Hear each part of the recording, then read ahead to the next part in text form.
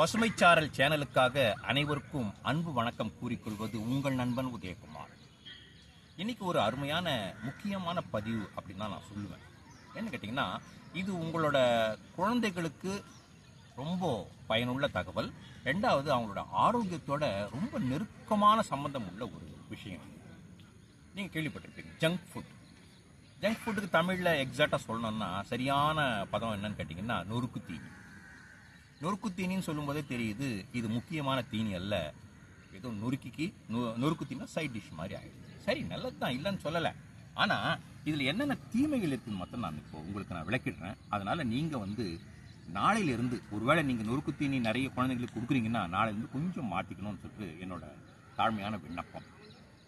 நான் நிறைய இடத்துல பார்த்துட்டேன், ஒரு சர்வேல பார்த்தேன். என்னன்னு கேட்டிங்கன்னா, நானே பர்சனலாக பார்த்தேன். என்னன்னு கேட்டிங்கன்னா, நேராக பேரண்ட்ஸ் வருவாங்க, அந்த கலராக தொங்க விட்டுருக்காங்க பாருங்கள், இந்த காற்றடைக்கப்பட்ட சிப்ஸு, அதுக்கப்புறம் பேர்லாம் சொல்ல விரும்புகிறேன், அந்த மாதிரி கலராக இருக்கும். அதை ஒன்று எடுத்துகிட்டு அப்படி வச்சுருவாங்க. எதுக்கு வைக்கிறாங்கன்னு பார்த்தீங்கன்னா, அவங்க இன்டர்வலில் பசங்க சாப்பிட்றதுக்கு அப்படின்னு சொல்லுவாங்க.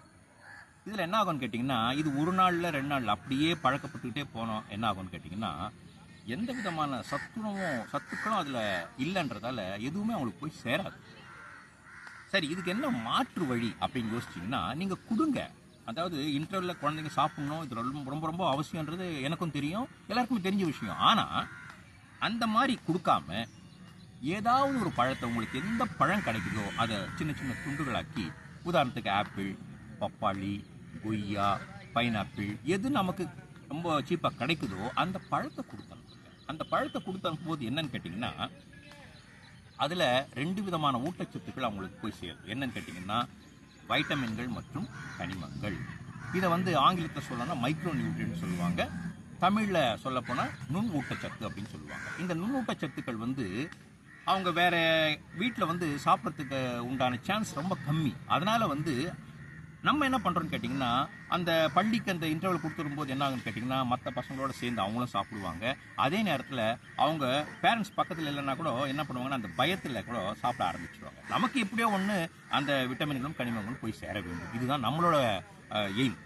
அதனால் என்ன பண்ணுங்க, கூடுமான அளவு இல்லை, மொத்தமுமே இந்த காற்றடைக்கப்பட்ட சிப்ஸு, இந்த மாதிரி நொறுக்கு தீனியை அவங்களுக்கு கொடுக்கறது நீங்கள் அவாய்ட் பண்ணுங்க. ஏன்னா அதில் பூர்ணமாக உங்களுக்கு எந்த விதமான முழுமையான ஊட்டச்சத்தும் போய் சேரவே சேராதுன்றது மட்டும் நான் ஆணித்தரமாக சொல்கிறேன். ஏன்னு கேட்டிங்கன்னா, இன்றைக்கி சில அர்பன் ஏரியாவில், அதாவது பட்டினம் நகரம் சார்ந்த ஏரியாலாம் பார்த்தீங்கன்னா ஓரளவு இது கொஞ்சம் மாற்றம் அடைஞ்சிட்டு தான் வருது. இருந்தாலும் இன்னமும் ரூரல் ஏரியாவில் போய் பார்த்தீங்கன்னா, கிராமப்புறம் போய் பார்த்தீங்கன்னா அந்த எக்ஸ்பீரியட் கூட அவங்க பார்க்க மாட்டாங்க. போவாங்க, நேராக எடுப்பாங்க, அவங்க பையில் போட்டுருவாங்க. இப்படி ஒரு நிகழ்வு நடந்து கொண்டு தான் இருக்கிறது இன்னமும் என்கின்ற ஒரு அதிர்ச்சிகரமான ஒரு உண்மையை நான் உங்களுக்கு சொல்ல கடமைப்பட்டிருக்கிறேன். அதனால் எப்போதுமே நாம் குழந்தைகளுக்கு நொறுக்கு தீனி கொடுக்கும்போது கொஞ்சம் யோசிக்கணும், இது நல்லது தானா, அவங்களுக்கு ஆரோக்கியமான விஷயத்தை நம்ம கொடுக்குறோமா அப்படின்னு சொல்லிட்டு யோசிக்கணும். அதே மாதிரி பழங்கள் அல்லாமல் அவல் இருக்கு இல்லையா, அவலை நல்லா வறுத்துட்டு அதில் உடச்சக்கல்லையோ சேர்த்து அதையே நீங்கள் ஸ்நாக்ஸாக கொடுத்துருங்க. ஏன்னா அதில் புரதமும் இரும்பும் சேருது. அதே போல் உங்களுக்கு இந்த வேர்க்கடலை சம்மந்தப்பட்ட பர்ஃபியோ இல்லை கடலை உருண்டையோ இல்லை எந்த உருண்டையோ அந்த மாதிரி கொடுத்தீங்கன்னா, எள்ளுருண்டையோ இதெல்லாம் கொடுக்கும்போது என்னன்னு கேட்டிங்கன்னா, புரதம் போய் சேரும்.